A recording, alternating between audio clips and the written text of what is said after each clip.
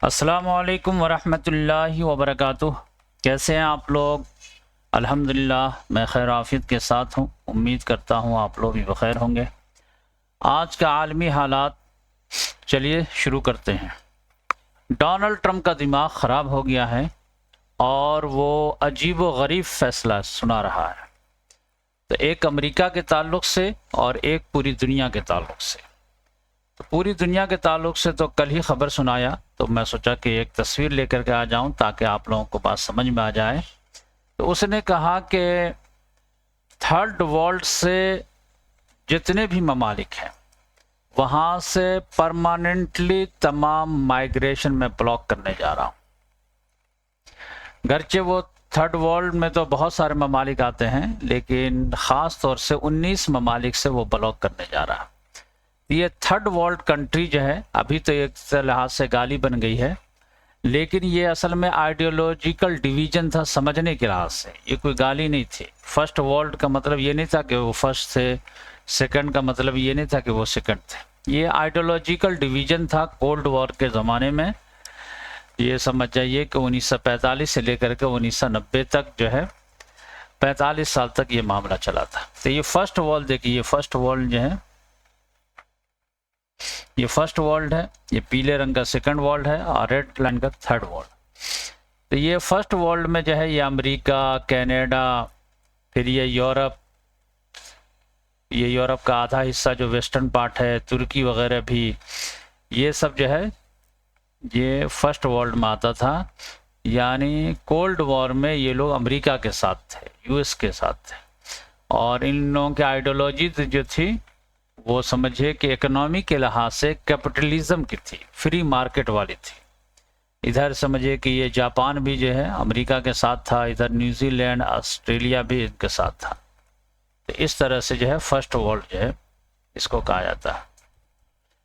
Second world जो है ये यूएसएसआर को कहा जाता था, जो कम्युनिस्ट कंट्री थी। तो इसमें समझिए कि रशिया था और बकिया जो यूएसएसआर के 15 ममालिक थे, और यूरोप के जो देश थे वो सब भी थे, समझ जाइए, हंगरी, स्लोवाकिया, ये सारे ममालिक वगैरह, आधा बर्लिन यानी जर्मनी तक। और ये रेड कलर में जो है यहाँ से मैक्सिको से लेकर के ये समझिए कि अर्जेंटीना तक, और ये साउथ अफ्रीका और जो मिस्र और ये सब, और ये मिडिल ईस्ट, और ये समझिए कि अफ़गानिस्तान, ईरान, हिंदुस्तान, म्यांमार, ये सब जो है ये थर्ड वर्ल्ड कंट्री में। इवन कि ये ग्रीनलैंड भी जो है ये थर्ड वर्ल्ड कंट्री में आता था। तो बाद में चूँकि ये इधर के ममालिक जो है ये गरीब थे, तो यहाँ पर लॉ एंड ऑर्डर का भी प्रॉब्लम था, सफाई वगैरह का भी प्रॉब्लम था, ये सारी चीज़ें, पढ़ाई लिखाई का भी प्रॉब्लम था। तो ये एक लिहाज से जो है हकारत वाला मामला बन गया। जैसे आप समझ जाइए कि हिंदुस्तान के जो स्टेट है वो बिहार, तो आप जानते हैं कि बिहारी एक लिहाज से महाराष्ट्र में गाली है। गरचे वो इंडिया ही का स्टेट, महाराष्ट्र भी इंडिया ही का है, तमिलनाडु भी इंडिया ही का है, केरल भी इंडिया ही का है, और बिहार भी इंडिया ही का है। लेकिन गरीबी जो है वो एक ऐप बन जाती है, और गरीबी के साथ फिर बहुत सारे जो है कंप्रोमाइज़ प्रॉब्लम भी आते हैं। तो इसी तरह से ये जो है पूरी दुनिया में ये थर्ड वर्ल्ड के लिए जो है ये समझिए कि एक हकारत वाला मामला था। तो डोनाल्ड ट्रंप ने ये टर्म इस्तेमाल कर लिया है। ये लोगों को बहुत ज़्यादा आपत्तिजनक लग रहा कि ये टर्म तो लोग इस्तेमाल करना बंद कर दिए थे, आपने ऐसा क्यों कहा? और गलती किसी एक ने किया, अफगान का एक बंदा था, और उसने जो है शूटिंग कर दिया, 2 नेशनल गार्ड को मार दिया, एक इंजोर्ड है, एक मर गया।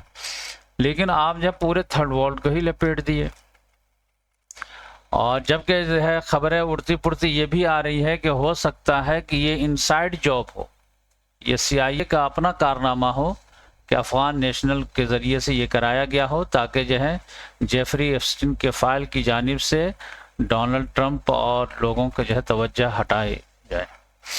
तो ये मैसेज जो है समझाने के लिहाज से ये मैं लेके आया था कि ये देखिए फर्स्ट वर्ल्ड किसे कहते हैं और सेकंड वर्ल्ड किसे कहते हैं। बाद में फिर समझिए कि ये जब टूट गया, यूएसएसआर हार गया कोल्ड वॉर में, तो अब जो है एक टर्म आने लगा, इसको जो है कहा जाने लगा कि ये जो है ग्लोबल नॉर्थ है और ये सब जो है ग्लोबल साउथ है, ये सब एक है, समझे। ये ऑस्ट्रेलिया वगैरह उधर है, इधर से। तो ये एक अलग टर्म है, ग्लोबल नॉर्थ ग्लोबल साउथ। अच्छा, ये तो कल की बात होगी। डोनाल्ड ट्रंप एक और जो है अमेरिका में एक मुसीबत खड़ी किया है, वो देखिए क्या है। ये देखिए Donald Trump claims he will nullify executive order जो बाइडन साइंड बाय ऑटोपेन। इसको अगर ये करेंगे तो आप देखिए, कह रहा US president asserted that 92% of Biden's order were illegitimate, citing legally dubious auto-pen claim। तो डोनाल्ड ट्रंप का कहना यह है कि जो बाइडन जो समझ जाइए कि 2020 से 2024 तक था, तो उसका दिमाग काम नहीं कर रहा था, क्योंकि वो 82 साल का था और बीमारी से भी जूझ रहा था। तो उसके नाक के नीचे क्या हो रहा था उसे खुद पता नहीं था, और कोई एक जो है व्हाइट हाउस में बंदा था जो ऑटो पिन के जरिए से उसका सिग्नेचर किया जा रहा था और एग्जीक्यूटिव ऑर्डर दिया जा रहा था। वो अमेरिका के प्रेसिडेंट का जो है ऑर्डर नहीं होता था, वो ऑटो पिन के जरिए से दिया जाता था। लिहाजा जितने भी एग्जीक्यूटिव ऑर्डर थे जो बाइडन के, वो सब को मैं ख़त्म कर रहा हूँ। अब इससे तो बहुत ज़्यादा कियोस क्रिएट हो जाएगा और अलग मुसीबत खड़ी हो जाएगी। लेकिन ये समझ जाइए कि डोनाल्ड ट्रंप को इसी में मज़ा आता है, तो ये देखिए यही करेगा वो। और इधर जो है अगर बात की जाए तो यूक्रेन के लिहाज से ज़ेलेंस्की के लिए बहुत बड़ी मुसीबत आ गई है, और ऐसा लग रहा है कि अब वो यूक्रेन जंग भी हारेगा और वो जेल भी जाएगा, क्योंकि वो अमेरिका जिसके पीछे पड़ जाता है तो फिर पड़ जाता है। तो अभी मामला क्या हुआ था कि कुछ दिनों पहले उसका एक आदमी जो है करप्शन के चार्ज में जो है पकड़ा गया था, अब कल एक और पकड़ा गया है। तो यहाँ पर देखिए यूक्रेन पॉलिटिक्स में Ukrainian president Vladimir Zelensky chief of staff, क्या नाम है, Andriy Yermak, a close ally who has headed Ukraine's negotiation team at fraught United States-backed peace talks, has quit hours after anti-corruption agents search his home। तो ये जो 28 नुकाती programme के लिए जो negotiation का हेड बनाया था ज़ेलेंस्की ने, वो इसी को बनाया था, एंड्री यरमाक को, जो चीफ ऑफ स्टाफ था इसका। उसके घर पे कल छापा पड़ गया एंटी करप्शन एजेंसी का, और वो समझिए कि करप्शन में मुलविस है, तो इस लिहाज से समझिए कि उसको रिज़ाइन करना पड़ गया है।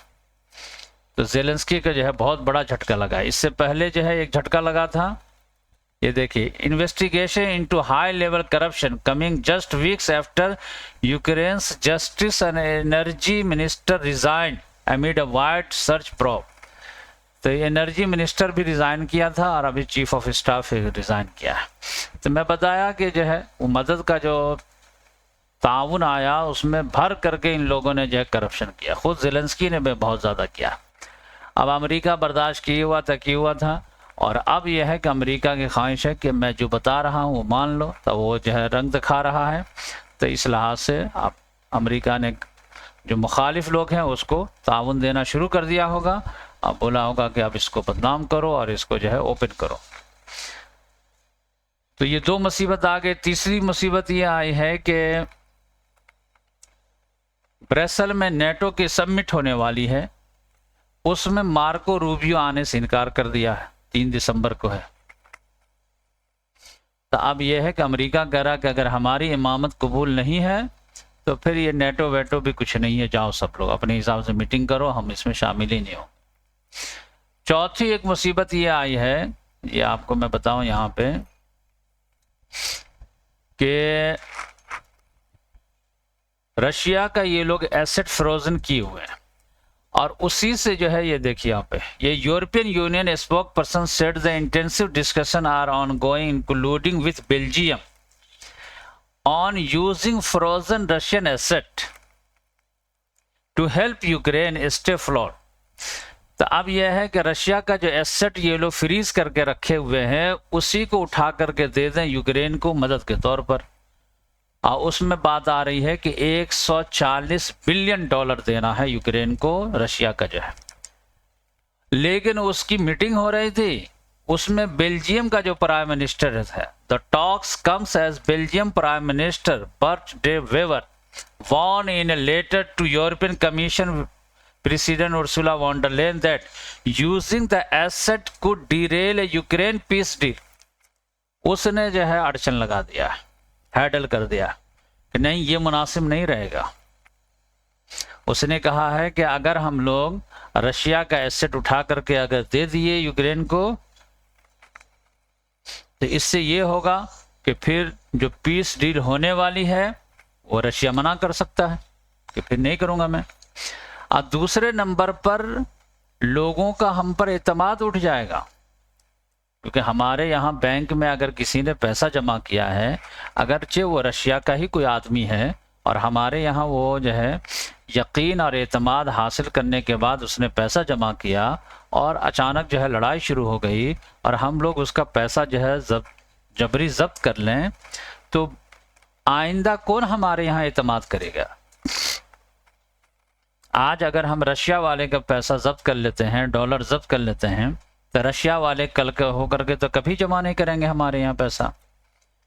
फिर यही देखा देखी चाइना वाले भी जमा नहीं करेंगे, फिर हो सकता है डर करके इंडिया वाले भी जमा ना करें, डर करके हो सकता है साउथ अफ्रीका वाले भी ना करें। तो ये बैंकिंग का पूरा सिस्टम तो समझे कि एतमाद पे चलता है, तो हम लोग तो समझे कि नाकाबिल एतमाद रह जाएंगे। तो ये बहुत बड़ा जो है घाटे का, खसारे का सौदा होगा यूक्रेन की वजह से। अब बेल्जियम को इसमें सबसे बड़ा प्रॉब्लम क्या है, सारे तैयार हैं तो बेल्जियम क्यों तैयार नहीं है? क्योंकि ये जिस एसेट की बात हो रही है 140 बिलियन की, वो ज्यादातर जो है बेल्जियम में है। तो वो कह रहा है कि भाई और जगह जहां वो सब भी तो करो, हमारे यहाँ जो है उसी को देने की बात क्यों हो रही है। और बेल्जियम आप जानते हैं कि फाइनेंशियल हब है, वो तो यूरोपियन यूनियन का भी जो है वो समझे कि सेंटर है, नेटो का भी सेंटर है, और यूरोप का फाइनेंशियल हब भी है वो। जैसे करप्शन का पैसा जो है स्विट्जरलैंड में जमा होता है स्विस बैंक में, इसी तरह यूरोप का जो है वाइट मनी जो है वो ब्रसेल में जो है जमा होता है बेल्जियम में। अब वहाँ का प्राइम मिनिस्टर कह रहा है कि नहीं नहीं, ये नजरसानी कीजिए बार बार। तो इस तरह से जो है यूक्रेन को जो है प्रॉब्लम आ रहा है, और मुझे लग रहा है कि ये करप्शन का चार्ज जब लगना शुरू होगा तो ज़ेलेंस्की के जब से लोगों का एतमाद ख़त्म होगा, तो ऐसा लग रहा है कि ये जंग भी हार जाएगा और ज़ेलेंस्की जेल भी जाएगा। तो ये धमकी समझिए कि अमेरिका दे रहा है कि अगर तुमको अपने आप को बचाना है तो जो 28 नुकाती प्रोग्राम पेश किए हैं उस पर साइन कर दो चुपके से। तो उससे बस ये होगा कि तुम्हारी कुछ ज़मीन जाएगी लेकिन तुम बच जाओगे, और अगर जो है बात नहीं माने तो ज़मीन तो जाएगी ही जाएगी, तुम भी जेल जाओगे। बोलो क्या करते हो? तब देखिए कि मामला क्या होता है। मिडिल ईस्ट की बात करें तो यहाँ पर जो है सीरिया और इजराइल में सख्त लड़ाई हुई है एक लिहाज से, और इजराइल जो यहाँ पर जो है ज़मीन जो है वो हड़पना चाहता है।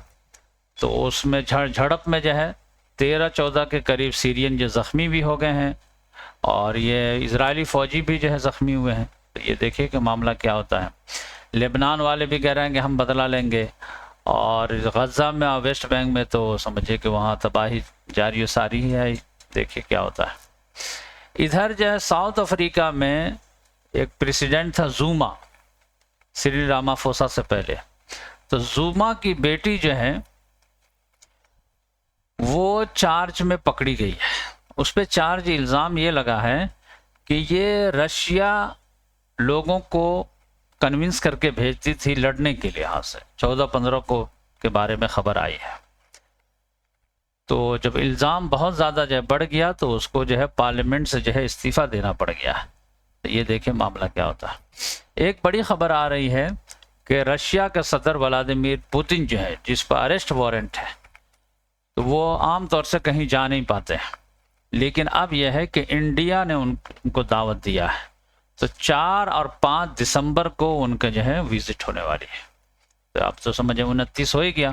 तो 4-5 दिन के बाद जो है बहुत ही जो है जोश जज्बे के साथ जो है रशिया के प्रेसिडेंट व्लादिमीर पुतिन का इंडिया में इस्तकबाल होना है। तो इससे समझ जाइए कि यूरोप को और आग लगने वाली है।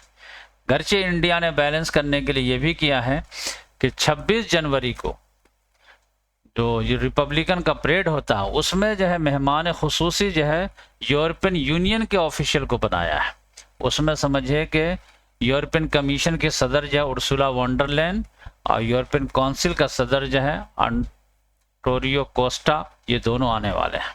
तो 26 जनवरी को ये दोनों मेहमान खुसूसी रहेंगे और 4 और 5 को जो है रशिया का सदर व्लादिमीर पुतिन रहेगा। तो इंडिया कोशिश करता है कि बैलेंस करके चलें, फिर भी देखिए मामला क्या होता है। वेनेजुएला पे जो है समझ जाइए कि तैयारी जारी सारी है और अमेरिका की, और देखिए कि मामला क्या होता है। तो वेनेजुएला के ताल्लुक से जो है अल जजीरा ने एक रिपोर्ट शाये किया है। तो उनके ताल्लुक से अगर आप जो है एक ग्लांस में जानना चाहें कि वेनेजुएला क्या है, कैसा है, उसके बारे में पूरी जानकारी जो है वो यहाँ पर आया है। ये देखिए 10 मिनट में आप सब कुछ जान सकते हैं। तो वेनेजुएला में आबादी जो है ये समझिए कि यहाँ पर जो है ये पहाड़ी इलाका है, तो यहाँ पर ज़्यादा है। 2 करोड़ 80 लाख की जो है आबादी है यहाँ पे, समझिए। तो एक ग्लांस में अगर आप देखना चाहें तो ये देख लीजिए वेनेजुएला एट ए ग्लांस। तो ये समझिए कि टोटल एरिया जो है 9,16,000 है और टोटल पॉपुलेशन जो है वो 28.4 मिलियन है, यानी 2 करोड़ 84 लाख है। और जीडीपी जो है 1.8 बिलियन है और लाइफ एक्सपेक्टेंसी जो है वो समझिए कि 73 ईयर है। और फर्टिलिटी रेट जो 2 चिल्ड्रेन पर वुमेन है। लैंग्वेज स्पेनिश ही लोग बोलते हैं। रिलीजन जो 90% क्रिश्चियनिटी का है। तो इस लिहाज से और बड़े बड़े शहर जो है वो समझिए कि एक यहाँ पे बड़ा शहर है माराकीबो, और एक यहाँ पे बड़ा शहर है जहाँ पर 1.3 मिलियन 10 लाख के करीब, और एक यहाँ पे है और ये राजधानी है, ये समझिए। तो इस लिहाज से जो है आप देख सकते हैं, ये समझिए कि पाकिस्तान के बराबर वेनेजुएला। तो अगर आप चाहें तो ये पूरी तफसीलात आप पढ़ सकते हैं। पॉलिटिकल लीडरशिप कौन कौन थे ये देखिए। 2013 से ये है, ये इसका टीचर है जो 1999 से 2014 तक, 13 तक था 14 साल, और ये फिर 13 से ये, उससे पहले ये लोग थे। तो ये दोनों कम्युनिस्ट हैं, ये दोनों ये थे इस तरह। तो आज के लिए काफ़ी है, इंशाल्लाह फिर मिलेंगे नेक्स्ट वीडियो में। और आज से इंशाल्लाह जो है आसान दर्स कुरान मैं सूरह नज्म से जो है शुरू करूँगा। तो मैं टेलीग्राम पे भी अपलोड कर दूँगा और इल्मी सफ़र विद रहमान सर पे भी अपलोड करूँगा। और इंशाल्लाह जो है पेन ड्राइव की मैं कोशिश कर रहा हूँ, जैसे बजट जो है वो गुंजाइश हो तो इंशाल्लाह मैं एक एक करके भेजना शुरू करूँगा। तो उसके लिए थोड़ा सा आप लोगों को इंतज़ार करना पड़ेगा। जिन लोगों को भी जो है ख्वाहिश होगी और वाकई में वो जो है उसको यूज़ करेंगे तो इंशाल्लाह मैं उनको ज़रूर भेजूँगा लेट सवेर। जज़ाकल्लाह।